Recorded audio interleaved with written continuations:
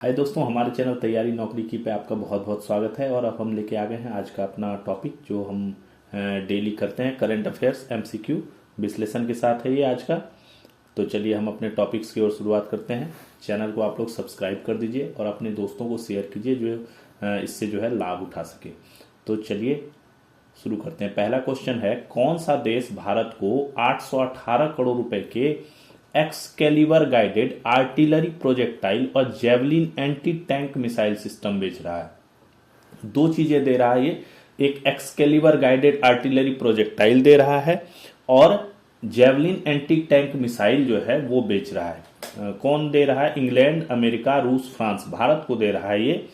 तो अमेरिका दे रहा है। अमेरिका भारत को 818 करोड़ रुपए के 216 एक्सकेलिबर गाइडेड आर्टिलरी प्रोजेक्टाइल और 100 जो है क्या दे रहा है, javelin anti tank missile system जो है ये दे रहा है। अमेरिका द्वारा रूस से तेल खरीद की पेनाल्टी के तौर पर भारत पर लगाए गए 50% टैरिफ के बाद भारत पहली बार भारत अमेरिका से रक्षा खरीद करेगा, है ना। ये टैरिफ अभी लग गया था, जो अमेरिका ने पेनाल्टी लगा दी थी जो रूस से तेल खरीदने के कारण, पेनाल्टी के तौर पे जो है भारत पे क्या किया था, 50% टैरिफ लगा दिया था। जिसके बाद क्या हुआ, भारतीय तेल कंपनियों ने अमेरिका से तेल खरीदना बंद कर दिया। अभी जो है कुछ देशों ने ये कह दिया है कि अगर वो रूस से तेल खरीद रहेगा तो उस रिफाइनरी से जो तेल प्रोडक्ट होगा वो उसको जो है खरीद नहीं करेंगे। जो रिलायंस की जामनगर रिफाइनरी है, सबसे बड़ी, दुनिया की सबसे बड़ी रिफाइनरी जो रिलायंस की जामनगर में है, उसमें यह कह दिया गया कि अगर कच्चा तेल रूस से आता है तो वो उसको जो फिर रिफाइन करके फ्रेश तेल भेजते हैं तो वो तेल को दूसरे देश नहीं खरीदेंगे। इस टाइप की पेनाल्टी लगा दी है, 50% टैरिफ लगा दिया है। तो इसमें क्या हुआ, भारत जो है इसके बाद जो है ना पहली बार अमेरिका से क्या कर रहा है, डिफेंस डील कर रहा है। ठीक है, अमेरिका ने क्या कहा है, भारत को मेजर डिफेंस पार्टनर का दर्जा दिया है। बोला है ये जो है भारत है हमारा मेजर डिफेंस पार्टनर है। ठीक है, एक्सकेलिबर क्या है, एक्सकेलिबर एक ना जीपीएस गाइडेड आर्टिलरी सेल है, मतलब जीपीएस फिटेड आर्टिलरी सेल है। ठीक है, क्या किया जाता है इसको, ये देखिए, ये यहाँ पिक्चर में आपको दिख रहा होगा फोटो में, ये तोप से जो है ना इसको फायर किया जाता है और इसकी रेंज जो है बड़ी सटीक होती है और ये लंबी दूरी में भी लगभग 2 मीटर के रेंज के आसपास में जो है ये सटीक निशाना जो है ये लगा लेता है, लंबी दूरी में भी। ठीक है, तो ये एक एक्सकेलिबर राउंड जो है 10-15 पारंपरिक राउंड के बराबर होता है। 155 mm का होता है ये। ठीक है, 155 mm का सेल होता है इसका। तो ये नॉर्मल जो 10-15 राउंड होते हैं उनके बराबर इसका एक राउंड होता है ना। और भारत पहले से M777 अल्ट्रा लाइट हॉविट्जर के साथ एक्सकेलिबर का, भारत के पास जो अल्ट्रा लाइट हॉविट्जर ये है अपना आर्टिलरी है, जो तोप है, उसमें पहले से भी एक्सकेलिबर फायर कर रहा है, एक्सकेलिबर का उपयोग कर रहा है। बट ये जो एक्सकेलिबर है ये उससे ज्यादा सटीक वाला है। जो हम अभी भारत जो यूज कर रहा है वो उसकी सटीकता थोड़ी कम है। ये जो अमेरिका से अभी लेगा इसकी सटीकता ज्यादा है, जो उच्च ऊंचाई वाले क्षेत्रों में त्वरित तैनाती के लिए आदर्श है। इसको जो हाई जो डिप्लॉयमेंट एरिया है वहां के लिए जो है ये सुटेबल माना जाता है। तो भारत जो है अमेरिका से जो है 818 करोड़ रुपए में जो है एक्सकेलिबर गाइडेड प्रोजेक्टाइल और 100 जेवलिन एंटी टैंक मिसाइल जो है खरीद रहा है। दूसरा, कैम्ब्रिज विश्वविद्यालय द्वारा किस शब्द को 2025 का वर्ड ऑफ द ईयर घोषित किया गया है? वर्ड ऑफ द ईयर यानी इस साल का जो शब्द है वो घोषित किया गया है। पहला ऑप्शन देखिए, पैरासोशियल, मैनिफेस्ट, हेलुसिनेट, होमर। उत्तर है पैरासोशियल। ठीक है, कैम्ब्रिज विश्वविद्यालय ने पैरासोशियल को 2025 का वर्ड ऑफ द ईयर घोषित किया है। ठीक है, पैरासोशियल जो है इसको वर्ड ऑफ द ईयर घोषित किया गया है। ये पैरासोशियल है क्या मतलब हुआ पैरासोशियल का? तो पैरासोशियल का मतलब हुआ कि कोई व्यक्ति जो है, जैसे कोई सेलिब्रिटी से कोई प्रभावित रहता है ना, कोई सेलिब्रिटी से या कोई किरदार है, कोई एआई से है, सिस्टम से एक जुड़ाव महसूस करता है, एक उससे लगाव हो जाता है, उसको एक भावनात्मक संबंध बन जाता है। कोई उसको फॉलो करते हैं, कोई उसको जो है ये करते हैं कि हम इसके तरह बनना चाहते हैं, एक ज्यादा लगाव जिससे हो जाता है। तो लेकिन जो सेलिब्रिटी है वो इस बात को जानता भी नहीं है, वो इससे मिला भी नहीं है, वो इससे अनभिज्ञ है।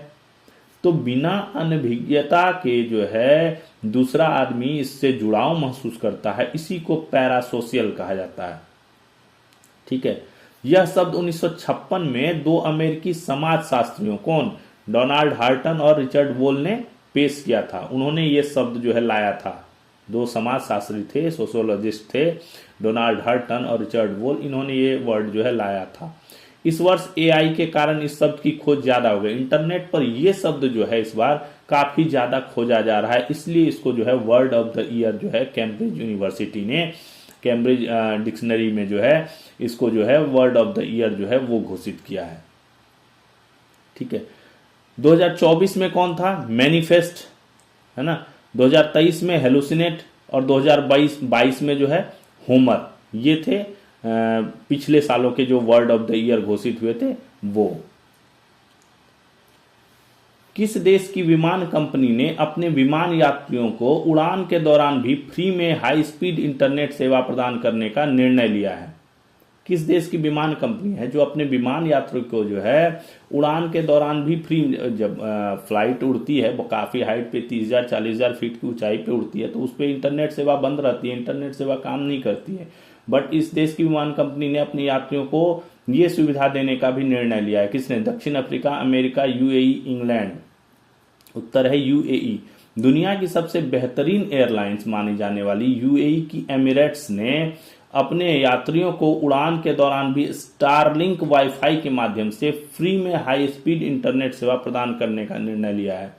ठीक है, तो ये क्या है, जो अपना एयरलाइन है यूएई की, यूनाइटेड अरब अमीरात की, जो एमिरेट्स हैं, ये देखिए फ्लाइट पे लिखा है ना, ये एमिरेट्स। तो ये जो एमिरेट्स हैं इन्होंने क्या कहा है कि हम जो है जब फ्लाइट के दौरान भी जो है ऊंचाई पे भी जो है हम लोग यात्रियों को जो है फ्री हाई स्पीड इंटरनेट सेवा प्रोवाइड कराएंगे। और इन्होंने अभी शुरू कर दिया है, इसी साल से कुछ विमानों में शुरू कर दिया है और 2027 तक जितने भी इनके विमान हैं उन सभी में यह सुविधा जो है उपलब्ध हो जाएगी। अगला क्वेश्चन देखिए, किस राज्य के स्थानीय निकाय चुनावों में पहली बार ईवीएम की निगरानी के लिए डिजिटल ईवीएम ट्रैकिंग सिस्टम लागू किया जाएगा? डिजिटल ईवीएम ट्रैकिंग पहली बार हो रहा है, ये जो डिजिटल ईवीएम ट्रैकिंग सिस्टम जो है लागू किया जाएगा। ठीक, कर्नाटक, तमिलनाडु, केरल, आंध्र प्रदेश। उत्तर है इसका केरल। केरल राज्य चुनाव आयोग ने दिसंबर में होने वाले स्थानीय निकाय चुनाव में ईवीएम की निगरानी के लिए डिजिटल ईवीएम ट्रैकिंग सिस्टम लागू करने का निर्णय लिया है। ठीक है, डिजिटल ईवीएम ट्रैकिंग सिस्टम लागू किया जाएगा। इसे आसीन सी अनिल और जैस्विन सुनसी नामक दो छात्रों ने तैयार, दो कंप्यूटर साइंस के दो छात्र हैं, उन्होंने ये डिजाइन जो है, इसका जो टेक्निक्स है वो तैयार किया है। केरल ये रहा हमारा भारत का ये मानचित्र है, इसमें केरल ये रहा तटीय इलाके में केरल यहाँ पे है, कर्नाटक के और तमिलनाडु से सटा हुआ राज्य जो केरल है वो यहाँ पे है केरल। ये केरल का बड़ा मानचित्र, ये रहा केरल। ठीक है, तो यहाँ पे जो है अभी ईवीएम ट्रैकिंग सिस्टम जो है वो लागू होने जा रहा है।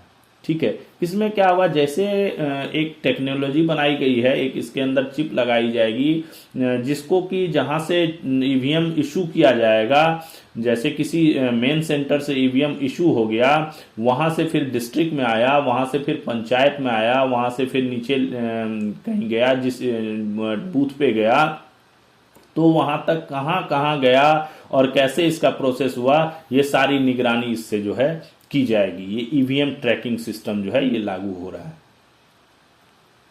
वर्ल्ड बॉक्सिंग कप 2025 में भारत ने कितने स्वर्ण पदक जीते? 10, 11, 9, 8। स्वर्ण पदक की बात हो रही है, टोटल पदकों की बात नहीं हो रही है, सिर्फ गोल्ड की बात हो रही है। गोल्ड का क्वेश्चन है। 10, 11, 9, 8। उत्तर है 9 गोल्ड मिले हैं। बॉक्सिंग वर्ल्ड कप 2025 में भारत ने 9 स्वर्ण पदक के अलावा 6 सिल्वर और 5 ब्रॉन्ज जीते हैं। ठीक है, यानी टोटल 20 पदक जीते हैं। 20 खिलाड़ी थे और सभी ने जो है पदक जीता है। 20 पदक जो है पूरे आए हैं। ये बहुत ऐतिहासिक है। कुल 9 स्वर्ण पदक में से 7 तो महिला खिलाड़ियों ने जीता है, जिनके नाम है मीनाक्षी, प्रीति, अरुंधति चौधरी, नुपुर, जैस्मिन, लंबोरिया, निखित जरीन और परवीन। ये 7 महिला खिलाड़ी थे जिन्होंने बॉक्सिंग वर्ल्ड कप 2025 में 7 स्वर्ण जीता है। 2 स्वर्ण जो है पुरुष वर्ग में जीता गया है, जो सचिन और हितेश ने जीता। बाकी जो मेडल थे वो 6 सिल्वर और 5 ब्रॉन्ज मेडल आए हैं। तो टोटल 20 मेडल जो है भारत के आके इतिहास रचा है भारत ने। वर्ल्ड बॉक्सिंग कप 3 चरणों में जो है आयोजित हुआ। पहला चरण ब्राजील में हुआ जब मार्च, ये जो ना है मतलब इसमें क्वालिफाइंग राउंड्स के होते हैं और फाइनल्स अभी हुए हैं। पहले से इस साल की प्रतियोगिता शुरू से ही चली आ रही है, मार्च अप्रैल 2025 से शुरू हुई थी, जिसमें 19 देशों के 130 खिलाड़ी भाग ले रहे थे। दूसरा चरण जब हुआ तो उसमें देश भी बढ़ गए और खिलाड़ियों की संख्या भी बढ़ गई। 31 देश और 400 खिलाड़ी भाग लिए थे जब जून जुलाई 2025 में इसका दूसरा चरण कजाकिस्तान में शुरू हुआ था। पहला चरण ब्राजील में हुआ था। तीसरा और फाइनल चरण होता है जहां पे डिसाइड होता है, तो वहां पे जो है 18 देशों के 130 बॉक्सरों ने भाग लिया। ये भारत में आयोजित हुआ। भारतीय मुक्केबाजी महासंघ के अध्यक्ष अभी वर्तमान में है अजय सिंह। ठीक है, तो भारत ने ये 20 पदक जो है इस बार लाए, उसमें से 9 स्वर्ण है इस बार। एसएस ट्रॉफी किन 2 देशों के बीच खेला जाने वाला टूर्नामेंट है? आपको ये क्वेश्चन मैंने पहले भी बताया हुआ। एसएस ट्रॉफी शुरू हो रही है, शुरू हो गई है, 21 तारीख से शुरू हो गई है एसएस ट्रॉफी, है ना। किसके किसके बीच खेला जाता है? भारत ऑस्ट्रेलिया, इंग्लैंड दक्षिण अफ्रीका, इंग्लैंड भारत। उत्तर है इसका इंग्लैंड ऑस्ट्रेलिया के बीच खेली जाती है। एसएच सीरीज इंग्लैंड एवं ऑस्ट्रेलिया के बीच हर 2 वर्ष पर आयोजित की जाती है। इंग्लैंड और ऑस्ट्रेलिया के बीच बाइनली खेला जाता है 2 वर्ष पर, हर 2 वर्षों पर एक खेला जाता है। इस वर्ष या 21 नवंबर से ऑस्ट्रेलिया में प्रारंभ हो गया, शुरू हो गया है। जनरली इसमें कितने टेस्ट खेले जाते हैं? 5 टेस्ट। जब इसकी शुरुआत हुई थी तो उस टाइम कुछ दिनों तक 6 टेस्ट भी खेले गए, बाद में 4 टेस्ट भी किए गए, लेकिन अब जो है ये 5 टेस्ट मैच ही इसमें खेले जा रहे हैं। पिछला ऐसे जो 2023 में इंग्लैंड में हुआ था उसे ऑस्ट्रेलिया ने जीता था। एक बार इंग्लैंड मेजबानी करता है, एक बार ऑस्ट्रेलिया मेजबानी करता है। पिछला वाला इंग्लैंड ने मेजबानी करी थी तो उसमें ऑस्ट्रेलिया ने जीत दर्ज की थी। इस बार ऑस्ट्रेलिया में ये जो है हो रहा है, ऑस्ट्रेलिया इसकी मेजबानी कर रहा है। ये प्रतियोगिता जो है 1883 से आयोजित की जा रही है और सबसे ज्यादा सीरीज इसमें जो है ऑस्ट्रेलिया ने जीते हैं, टोटल 34। इंग्लैंड ने जीते हैं 32। ठीक है, ज्यादा का डिफरेंस नहीं है। 34 ऑस्ट्रेलिया ने जीते हैं, 32 इंग्लैंड ने जीते हैं और 7 सीरीज जो है अभी तक ये ड्रॉ रही है। इस बार का जो है पहला टेस्ट 21 से 25 नवंबर को पर्थ स्टेडियम में, दूसरा टेस्ट 4 से 8 दिसंबर को द गावा ब्रिस्बेन में, तीसरा टेस्ट 17 से 21 दिसंबर को एडलेड ओवल में, चौथा टेस्ट 26 से 30 दिसंबर को एमसीजी मेलबोर्न में और 5वां टेस्ट 4 से 8 जनवरी 2026 को एससीसी सिडनी में आयोजित किया जाएगा। तो ये एसएस ट्रॉफी है, एसएस सीरीज है। ये इंग्लैंड और ऑस्ट्रेलिया के बीच होता है, हर 2 साल पे आयोजन होता है इसका। ठीक है, इनकी मेजबानी का टर्न वाइज करते हैं, एक बार ऑस्ट्रेलिया मेजबानी करता है और एक बार इंग्लैंड मेजबानी करता है। पिछला ट्रॉफी ऑस्ट्रेलिया ने जीता हुआ और सबसे ज्यादा ट्रॉफी भी ऑस्ट्रेलिया ने जीता है। इंग्लैंड ने 32 जीते हैं, ऑस्ट्रेलिया ने 34 जीते हैं। चलिए अगला क्वेश्चन देखते हैं। इंदिरा गांधी की जयंती कब मनाई जाती है? तो 10 नवंबर, 19 नवंबर, 20 नवंबर, 21 नवंबर। जयंती की बात हो रही है, जन्म दिवस की बात हो रही है, तो कब मनाई जाती है? उत्तर है इनका 19 नवंबर। 19 नवंबर 1917 को इनका जन्म हुआ था। 19 नवंबर को पूर्व प्रधानमंत्री इंदिरा गांधी की जयंती मनाई जाती है। इस वर्ष कैवी जयंती है, 108 साल हो गए उनकी जन्म दिवस को। ये भारत की कौन थी? प्रथम और एकमात्र महिला प्रधानमंत्री थी। इनका जन्म कब हुआ? इलाहाबाद में 1917 में 19 नवंबर को हुआ।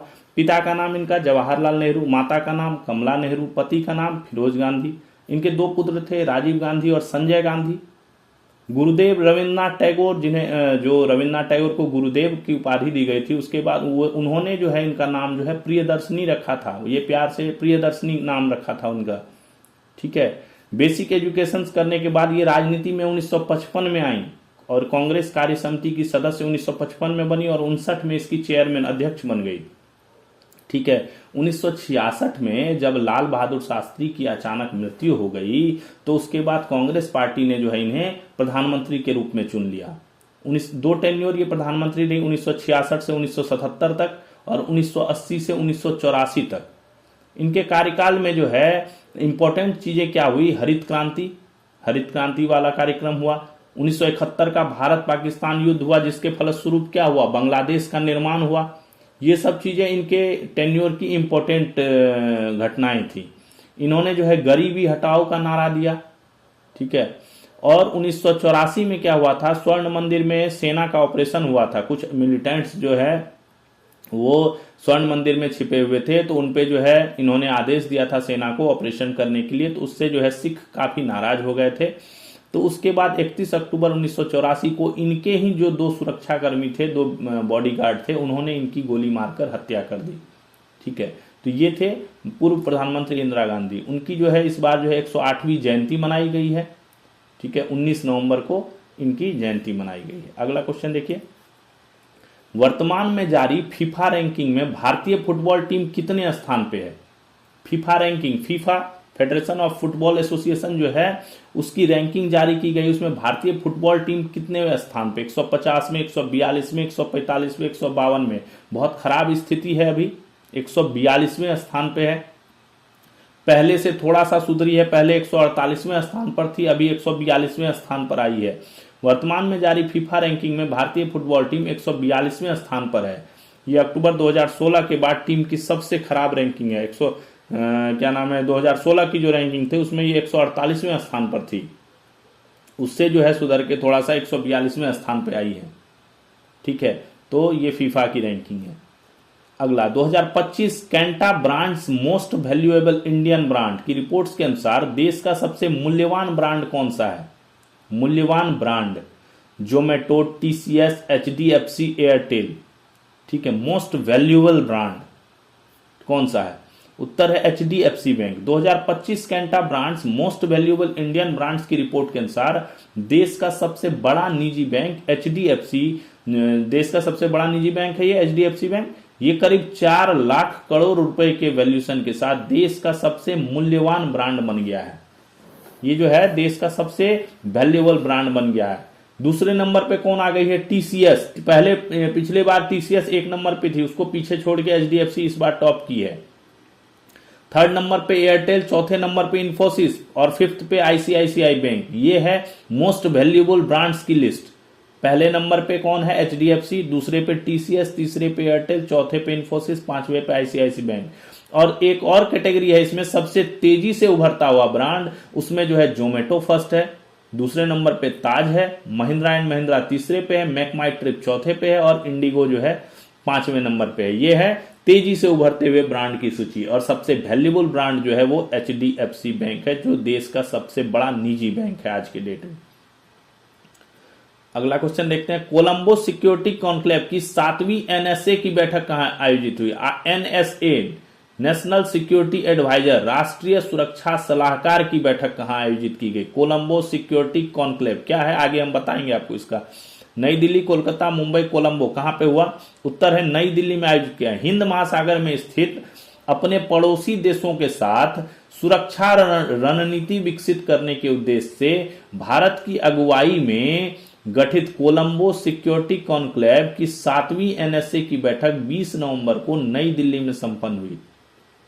ठीक है, नई दिल्ली में जो है राष्ट्रीय सुरक्षा सलाहकार की बैठक, जो कोलंबो सिक्योरिटी कॉन्क्लेव है, सीएससी है, इसकी 7वीं बैठक का जो है आयोजन किया गया। ये किस लिए बनाया गया? इसका उद्देश्य क्या है इसको बनाने का?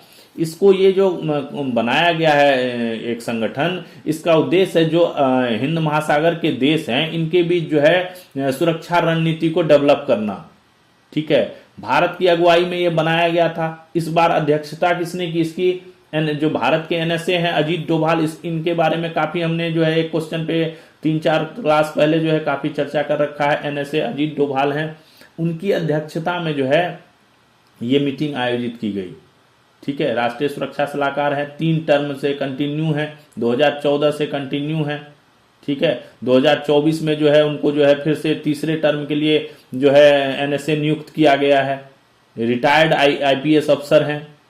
तो इसमें जो है ये जो कोलंबो सिक्योरिटी कॉन्क्लेव है, इसमें कौन कौन से देश हैं? भारत तो है ही, उसके अलावा मालदीव, मॉरिशस, श्रीलंका और बांग्लादेश, ये सारे हैं। इनके एनएसए ने जो है उन्होंने भाग लिया। एक देश है सेशेल्स, ये जो है ऑब्जर्वर देश था। ऑब्जर्वर देश के साथ साथ ये इस संगठन में की पूर्ण सदस्यता भी प्राप्त कर लिया है। ठीक है, ये भी इसमें जो है शामिल हो गया है। और इस बार गेस्ट अतिथि देश के रूप में जो है मलेशिया था। सेशेल्स, अब इस जो संगठन है ये, इसमें सेशेल्स भी शामिल हो गया है और ये इस बार ऑब्जर्वर कंट्री था और गेस्ट कंट्री के रूप में मलेशिया था इस सम्मेलन में। ठीक है, मालदीव के एनएसए कौन है? इब्राहिम लतीफ, जो इसमें शामिल हुए। मॉरिशस के एनएसए राहुल रासगोत्रा इसमें शामिल हुए। श्रीलंका के रक्षा सचिव डिफेंस सेक्रेटरी जो है air vice marshal Sampath Thuyakota retired हैं, ये शामिल हुए।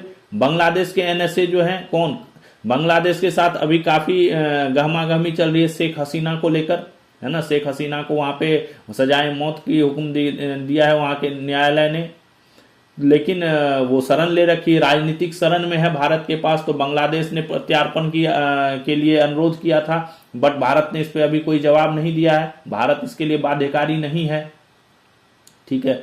फिर भी इन हालातों के बीच भी उनके जो राष्ट्रीय सुरक्षा सलाहकार हैं उन्होंने इस मीटिंग में हिस्सा लिया, खलील उर रहमान ने। और सेशेल्स की ओर से जो है चीफ ऑफ डिफेंस फोर्सेज जो है उनके अपना मेजर जनरल माइकल रोसेट, उन्होंने जो है इसमें भाग लिया। तो ये सम्मेलन आयोजन हुआ। अगला देखिए, देश का कौन सा राज्य राइट टू सीट कानून को लागू कर ऐसा करने वाला देश का तीसरा राज्य बन गया है, थर्ड स्टेट बन गया है अपने कंट्री का, जो क्या कानून लागू कर दिया, राइट टू सीट, बैठने का अधिकार, सीट मतलब बैठना, बैठने का अधिकार। नई दिल्ली, कर्नाटक, उत्तर प्रदेश, बिहार, यानी सबको बैठने का अधिकार है, इस तरह का नियम एक लागू किया गया है। किस राज्य ने किया है, उत्तर है इसका उत्तर प्रदेश, उत्तर ही है उत्तर प्रदेश। तो उत्तर प्रदेश ने कार्यस्थल पर यानी वर्किंग स्टेशन पर जहां पे काम करते हैं वहां पे क्या नियम लागू कर दिया, राइट टू सीट संबंधी कानून को लागू कर दिया है, ठीक है, बैठने का अधिकार कानून को लागू कर दिया गया है।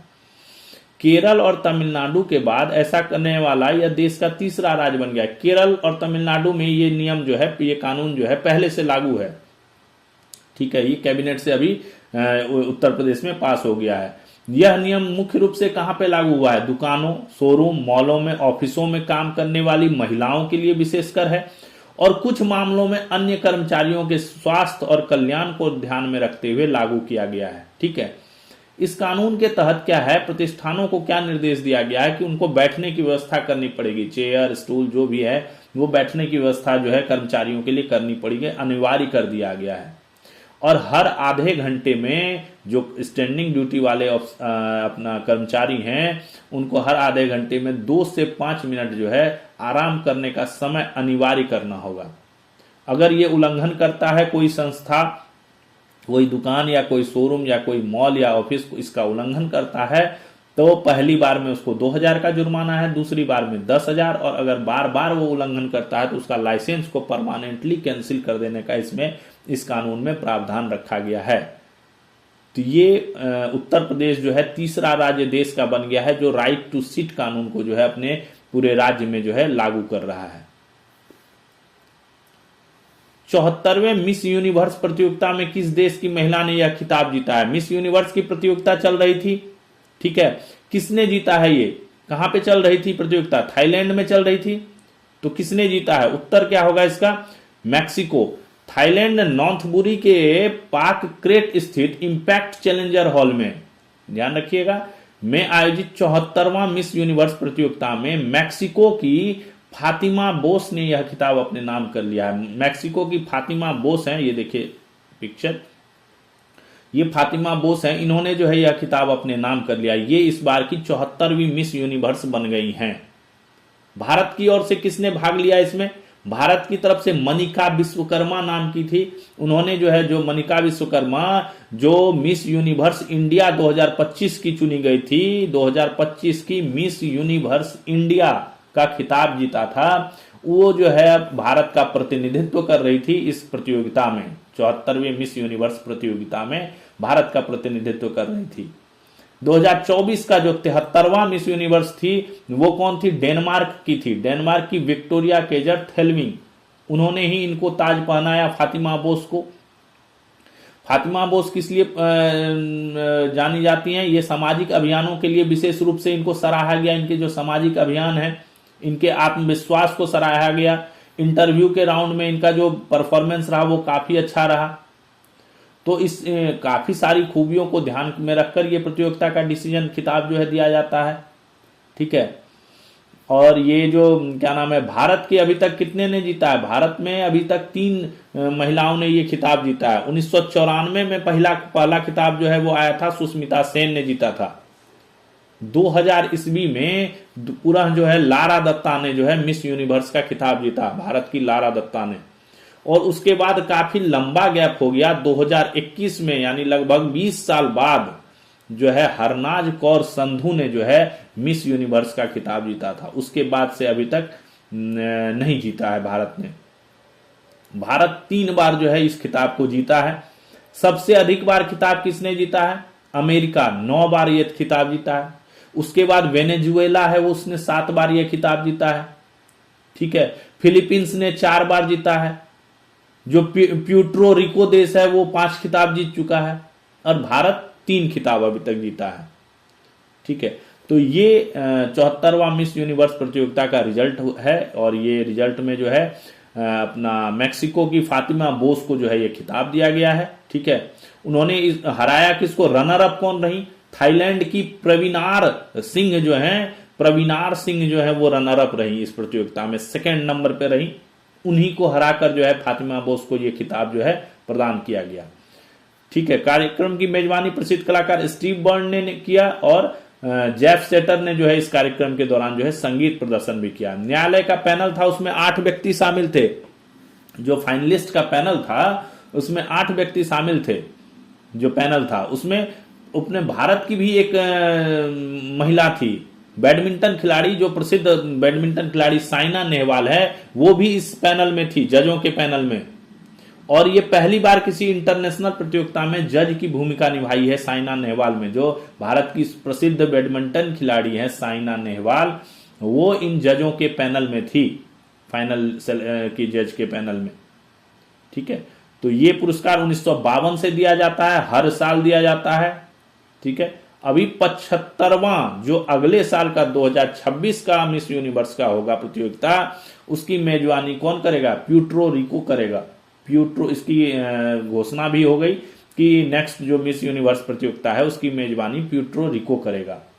इस देश ने अब तक 5 खिताब जो है जीत चुका है। भारत की कौन सी डेयरी कंपनी इजराइल को डेयरी उत्पादों का निर्यात करेगी? डेयरी उत्पाद का निर्यात करेगी इजराइल को, डेयरी प्रोडक्ट्स का निर्यात करेगी। मदर डेयरी, अमूल, आविन, दूधसागर डेयरी। कौन करेगी? उत्तर है अमूल, बहुत बड़ा ब्रांड भारत का। भारत की अमूल कंपनी इजराइल को डेयरी उत्पादों का निर्यात करेगी। ठीक है, अमूल अभी इजराइल को सिर्फ घी का निर्यात कर रहा है, अभी तक सिर्फ घी का दे रहा है। अब जो है अमूल बाकी डेयरी प्रोडक्ट्स का भी जो है निर्यात इजराइल को करेगा। इसके लिए समझौते पर हस्ताक्षर हुआ है। भारत इजराइल के साथ मुक्त व्यापार समझौता करेगा। 20 नवंबर को तल अवीवा में आयोजित हुआ था भारत इजराइल व्यापार सम्मेलन। ठीक है, ट्रेड मीटिंग हुई थी, उसमें इजराइल ने भारत को जो है अपने मेट्रो परियोजनाओं में हिस्सा लेने के लिए कहा है। 4.5 लाख करोड़ रुपए की मेट्रो परियोजना जो इजराइल में चल रही है, उसमें भारत की हिस्सेदारी के लिए कहा है, उसमें कंपनियों को इन्वॉल्व होने के लिए इजराइल ने कहा है। ठीक है, इस जो मीटिंग हुई थी इसको जो है इसमें भाग लिया था किसने? केंद्रीय वाणिज्य एवं उद्योग मंत्री जो श्री पीयूष गोयल हैं, उन्होंने इसमें जो है भाग लिया। तो इजराइल भी जो है अभी काफी अच्छे संबंध बनाना चाहता है भारत के साथ, क्योंकि इसका व्यापार जो है अभी ना इजराइल के साथ हमारा व्यापार बहुत कम है। अभी सालाना व्यापार जो इजराइल के साथ है वो मात्र 6 अरब डॉलर का ही व्यापार है। तो इस व्यापार को जो है काफी ऊंचा करने के लिए, कम बढ़ाने के लिए जो है इजराइल और भारत जो है ये फ्री ट्रेड समझौता जो है कर रहे हैं। अगला क्वेश्चन देखते हैं, विश्व टेलीविजन दिवस कब मनाया जाता है? विश्व टेलीविजन दिवस 22 नवंबर, 21 नवंबर, 20 नवंबर, 23 नवंबर। टीवी जो टेलीविजन है, उत्तर है 21 नवंबर को। 21 नवंबर को विश्व टेलीविजन दिवस मनाया जाता है। क्यों मनाया जाता है? उद्देश्य है संचार, शिक्षा और संस्कृति पर टीवी के प्रभाव को मान्यता देना। टीवी बहुत इंपॉर्टेंट है, हर चीज से हर चीज का जो है प्रदर्शन होता है उस पर, है ना। उसको संचार, शिक्षा की दृष्टि से, संस्कृति का हर चीज को प्रसार करने के लिए जो है इसका उपयोग किया जाता है। स्थापना इस दिवस की कब हुई? 1996 में संयुक्त राष्ट्र महासभा के द्वारा इस दिवस की स्थापना की गई, शुरू की गई। भारत में टीवी आया कब? 1959 में आया भारत में टीवी। ऑल इंडिया रेडियो के तहत जो इसका प्रसारण हुआ, और शुरुआत में ये किस लिए था? सिर्फ स्कूलों और किसानों को शिक्षित करने के लिए इस्तेमाल किया गया था। ठीक है, सिर्फ स्कूल और किसानों के लिए था ये। धीरे धीरे इसका जो है प्रसार हुआ। 1982 से भारत में रंगीन टेलीविजन का प्रसार हो गया, और 1990 का जो दशक था उसके बाद जब सैटेलाइट्स का युग आ गया तो उसके बाद टीवी ने जो है व्यापक रूप लिया 1990 के दशक के बाद, ठीक है। और अब जो है टीवी हर चीज का जो है वो केंद्र हो गया है। हर चीज, संचार, शिक्षा, संस्कृति, किसी भी तरह का प्रदर्शन, हर चीज जो है टीवी के माध्यम से आजकल किया जाता है। तो इसी को समर्पित है ये विश्व टेलीविजन दिवस, जो 21 नवंबर को हर वर्ष मनाया जाता है। आगे देखिए, ये विदाउट ऑप्शंस वाले कुछ इंपॉर्टेंट इंफॉर्मेशन हैं जो आपको पता होना चाहिए। कर्नाटक प्लांटर्स एसोसिएशन ने एम सलमान बेसिर को चेयरमैन और एमसी करियप्पा को वाइस चेयरमैन बनाया है। कर्नाटक प्लांटर्स एसोसिएशन है क्या? ये कॉफी उत्पादकों की एक संस्था है। कर्नाटक सबसे ज्यादा पूरे देश का कॉफी उत्पादन का 70% हिस्सा कर्नाटक से आता है हमारा। कर्नाटक सबसे बड़ा कॉफी उत्पादक देश है, राज्य है। तो देश का सबसे बड़ा 70% हिस्सा जो है वो कर्नाटक से ही आता है। तो वहां पे एक कर्नाटक प्लांटर्स एसोसिएशन है, ठीक है। उसमें जो है एम सलमान बेसिर जो है उनको इसका चेयरमैन बनाया गया और एमसी करियप्पा को इसका वाइस चेयरमैन बनाया गया है। भारतीय सेना को अपनी नए डिजिटल प्रिंट कॉम्बैट कोड के डिजाइन पर आधिकारिक बौद्धिक संपदा अधिकार मिला है, आईपीआर मिल गया है ना, पेटेंट मिल गया है इसको नए डिजिटल प्रिंट कॉम्बैट कोड पर। यह कोड जनवरी 2025 में लॉन्च हुआ। इसे किसने बनाया? NIFT, निफ्ट दिल्ली और आर्मी डिजाइन ब्यूरो ने, दोनों ने मिलकर ये कॉम्बैट कोड को जो है तैयार किया है और इस पे जो है इंडियन आर्मी को जो है पेटेंट मिल गया है। भारत के नियंत्रक और महालेखा परीक्षक क्या होता है? Controller and auditor general. Hyderabad में कहां पे? हैदराबाद में फाइनेंशियल ऑडिट के लिए सेंटर ऑफ एक्सेलेंस यानी प्रतिष्ठा का केंद्र स्थापित कर रहे हैं। हैदराबाद में ये जो कंट्रोलर एंड ऑडिटर जनरल हैं, ये फाइनेंशियल ऑडिट, वित्तीय ऑडिट के लिए, ऑडिट जो होता है वित्तीय प्रबंधन का जो ऑडिट होता है ना, उसके लिए जो है ये सेंटर ऑफ एक्सीलेंस एस्टेब्लिश कर रहे हैं। इनका उद्देश्य क्या है? तो ऑडिट पद्धतियों को आधुनिक बनाना, मॉडर्नाइज करना, डेटा ऑडिट को बढ़ाना, जो फाइनेंशियली ट्रांसपेरेंसी है उसको लाना। वर्तमान में CAG है कौन? हमारे वर्तमान में कंट्रोलर एंड ऑडिटर जनरल कौन है? के संजय मूर्ति। बांग्लादेश के मुशफिकुर रहीम 100वें टेस्ट मैच में शतक बनाने वाले 11वें बल्लेबाज बन गए हैं। विश्व में जो 100 खिलाड़ियों ने जो अपना टेस्ट मैच खेला है उसमें 100वें टेस्ट मैच में किसने किसने शतक बनाया है, तो उस नंबर पे जो है इनका 11वां नंबर आ गया। 11वें बल्लेबाज बन गए हैं पूरे विश्व में जिन्होंने 100वें टेस्ट मैच में, अपने 100वें टेस्ट मैच में शतक लगाया था।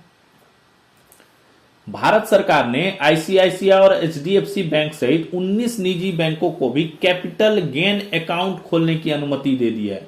क्या है कैपिटल गेन अकाउंट? ये देखिए, कैपिटल गेन अकाउंट क्या है? कैपिटल गेन क्या हुआ? बड़ी जो पूंजी आती है किससे? जो शेयर मार्केट्स वगैरह से या किसी खरीद बिक्री से या ट्रेडिंग से या जमीन की खरीद बिक्री से, उन सब चीजों से कैपिटल गेन यानी बड़ी रकम जो आती है उसके लिए जो है अलग से अकाउंट खोलने की अनुमति दे दी है। पहले ये सीमा सिर्फ सरकारी बैंक के पास थी खोलने की, और एक IDBI बैंक है उसके पास ही ये प्रोविजन था। अब जो है भारत सरकार ने जो है इसे 19 निजी बैंकों को दे दिया है, सभी को ये करने का, ये अकाउंट खोलने की अनुमति दे दी है। इससे कैपिटल गेन पर टैक्स छूट पाने वाले निवेशकों के लिए डिपॉजिट के विकल्प बढ़ेंगे, ठीक है। जैसे ही अकाउंट खुलेगा तो उससे जो है अपना निवेशकों के लिए जो डिपॉजिट, जो राशि आएगी उसको आप नॉर्मल सेविंग अकाउंट से हटा के कैपिटल गेन अकाउंट में रख सकते हैं। तो टैक्स का जो छूट पाना है किसी चीज में वो क्लैरिफाई करने में इजी होगा, आसानी होगी। अगला, TCS और अमेरिकी private equity firm TPG, Bharat की TCS है ना, और TPG ने भारत में अगली पीढ़ी के super large AI data centre बनाने के लिए साझेदारी की है। डेटा सेंटर बनाएंगे ये AI का डेटा सेंटर बनेगा, उसके लिए इन्होंने जो है साझेदारी की है। इनकी कंपनी का नाम होगा hyper vault AI data centre limited. इसमें AI का डेटा सेंटर होगा जो बहुत लार्ज लेवल पे होगा और नेक्स्ट जनरेशन इनेबल्ड होगा। भारत की TCS है और अमेरिका की कंपनी कौन सी है? TPG। इन दोनों ने मिलकर ये जो है समझौता किया है। मध्य प्रदेश के कुनो नेशनल पार्क में मुखी नाम के चीते ने 5 शावकों को जन्म दिया है। चीता प्रोजेक्ट चीता के तहत अभी कहां से 8 चीते आ रहे हैं? बोत्सवाना से 8 चीते आ रहे हैं। अभी राष्ट्रपति श्रीमती द्रौपदी मुर्मू ने बोत्सवाना का दौरा किया था 3 दिवसीय। उसमें जो है 8 चीतों का जो है लाने का, भारत लाने का जो है डिसीजन हुआ था। उनको अभी क्वारंटाइन में रखा गया था। उनको लाके जो है कुनो नेशनल पार्क जो मध्य प्रदेश का है उसी में रखा जाएगा। इससे पहले भी 2022 ईस्वी में कुनो नेशनल पार्क में जो है चीते लाए गए थे, प्रधानमंत्री ने जो छोड़े थे उसमें। तो ये मुखी नाम की जो चीता है इसी में से एक है और उसने 5 शावकों को जो है जन्म दिया है। 73 साल के इतिहास में पहली बार हुआ है जब भारत में जन्मी किसी चीता ने सफल प्रजनन किया है।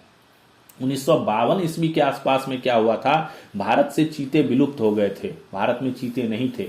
उसके बाद ही जो है अभी प्रोजेक्ट चीता के तहत जो है भारत में लगभग 30 चीते जो है लाए गए हैं। तो ये पहली चीता है जो अपना जो है 1952 के बाद पहली चीता है ये, जो कि यहाँ पे जो है सफल प्रजनन किया है, बच्चों को जन्म दिया है। केंद्रीय पर्यावरण मंत्री कौन है अभी हमारे? भूपेंद्र यादव।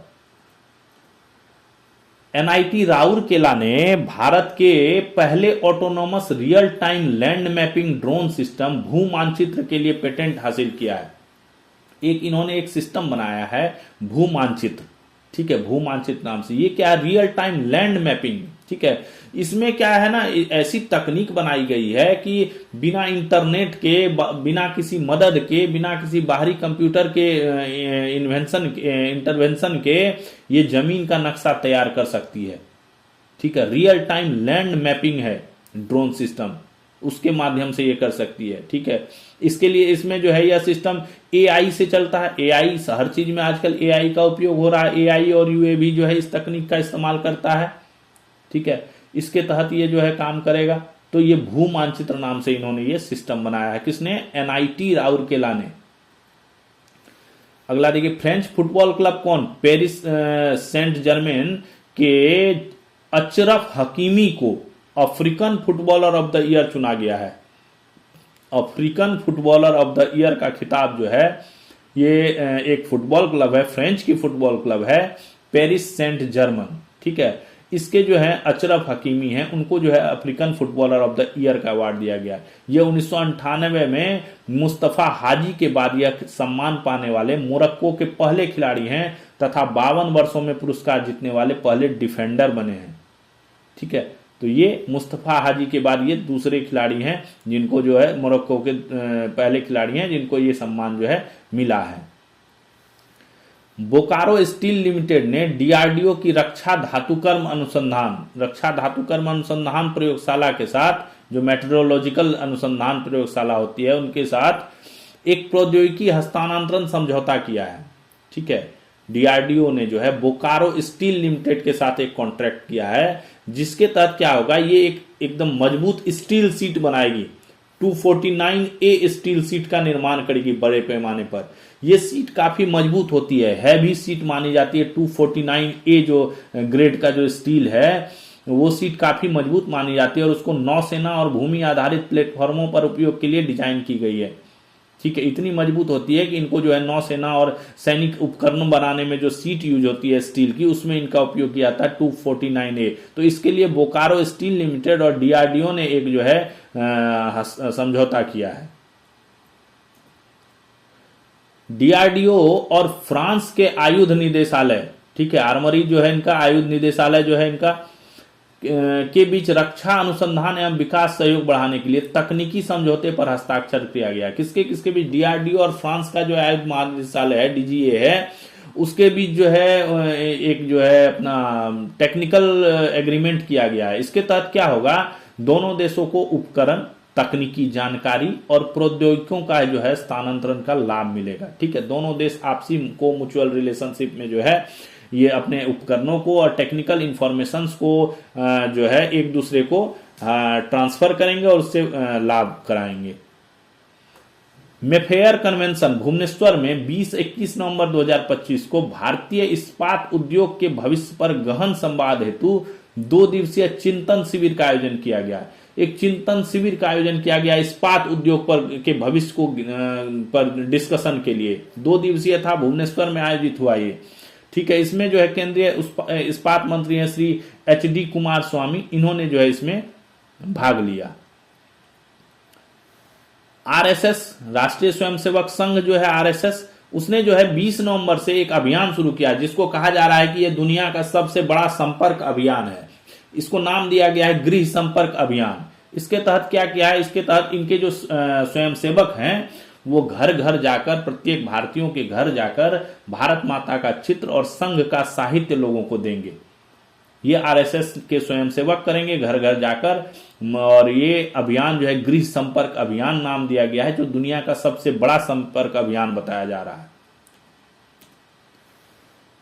एक इंपॉर्टेंट इंफॉर्मेशन आई है जो सर्वोच्च न्यायालय ने दिया है, जो आपको पता होना चाहिए, बहुत इंपॉर्टेंट है। भारत के सर्वोच्च न्यायालय द्वारा 20 नवंबर 2025 को एक अहम सलाहकार मत दिया गया, जिसके तहत कहा गया कि संविधान के अनुच्छेद 200 और अनुच्छेद 201 के तहत राष्ट्रपति और राज्यपाल को किसी भी निश्चित समय सीमा में विधेयकों को स्वीकृति देने के लिए बाध्य नहीं किया जा सकता है। ठीक है, अब आते हैं अनुच्छेद 200 और 201 क्या है। आपने पढ़ा होगा, अनुच्छेद 200 ये कहता है कि राज्य का कोई विधेयक जब राज्यपाल के समक्ष प्रस्तुत किया जाता है तो उसको 3 ऑप्शंस होते हैं।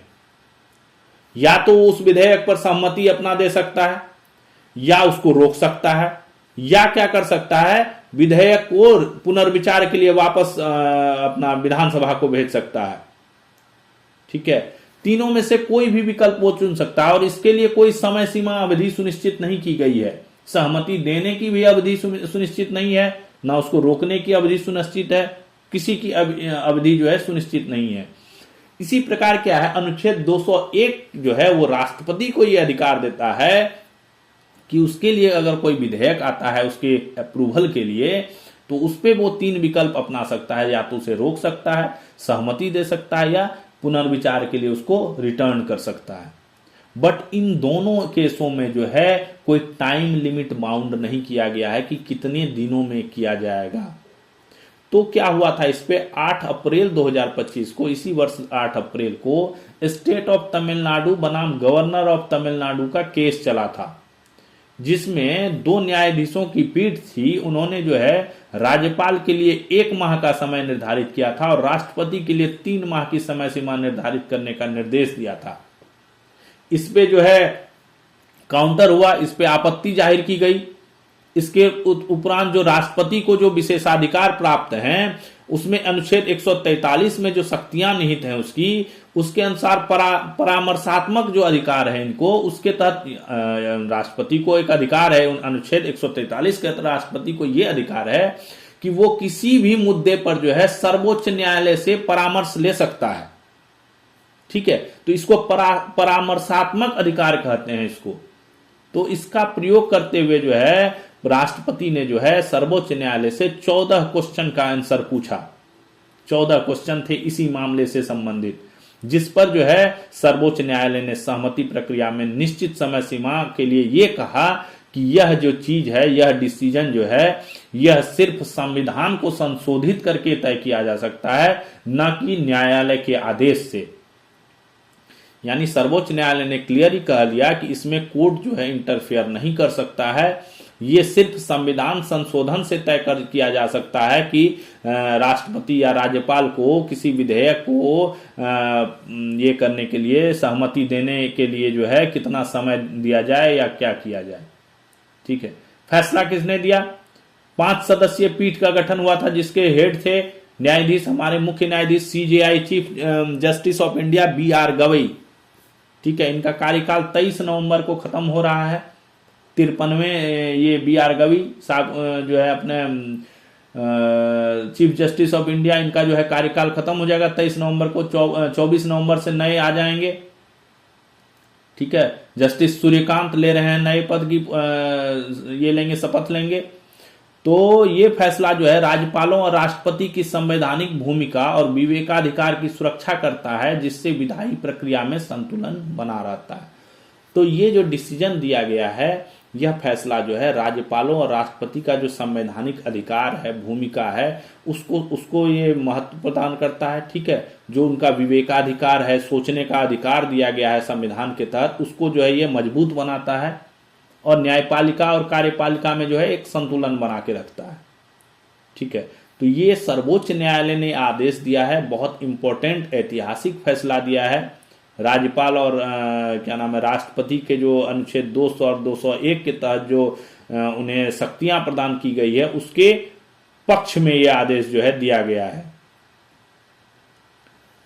तो ये था आज का सेशन, और आज का सेशन आपको कैसा लगा ये कमेंट में जरूर बताइए। फिर हम मिलेंगे कल आपको नए सेशन के साथ करंट अफेयर्स का, इसी तरह का। आप अपने दोस्तों को शेयर कीजिए और इससे नोट्स बनाइए जो आपको हर एग्जाम में हेल्प करेंगे। तो दोस्तों, आप इस आशा के साथ आप कि इसको अपने दोस्तों को शेयर कर रहे होंगे और चैनल को सब्सक्राइब कर रहे होंगे, लाइक कर रहे होंगे। हम आपसे फिर मिलते हैं कल नए करंट अफेयर्स के साथ। तब तक के लिए थैंक्स फॉर वॉचिंग। जय हिंद,